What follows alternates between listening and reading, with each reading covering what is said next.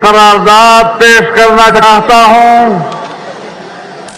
اور آپ کا یہ عظیم الشان اجتماع اس سے اس کی تائید چاہوں گا کہ فرانس کے صدر کی حکم پر جناب رسول اللہ صلی اللہ علیہ وسلم کے خاکے عام دیواروں پہ چسپاں کیے گئے ہیں. امت مسلمہ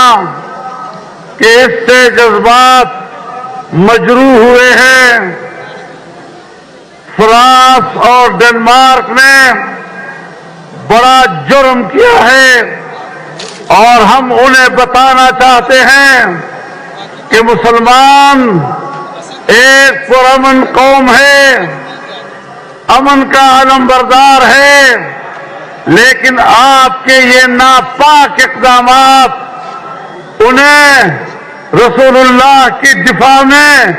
شدت پر مجبور کر سکتا ہے. ہم آپ کے اس کیے ہوئے توہین-آمیز رویے کی شدید الفاظ میں مذمت کرتے ہیں اور پوری امت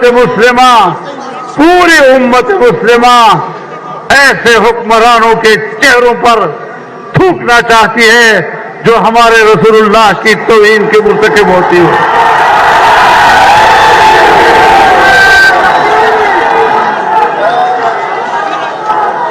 میرے خیال میں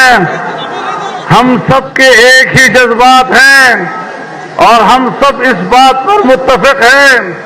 کہ ایسے ناپاک اقدامات فوری طور پر روک دیے جائیں،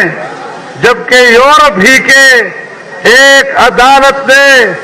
اسے اظہار رائے کی آزادی کہنے سے انکار کیا ہے اور اسے مسلمانوں کے جذبات کو مجروح کرنے کا سبب ہی نہیں کہا بلکہ اس کو جرم قرار دیا ہے. پھر اس قسم کے حرکات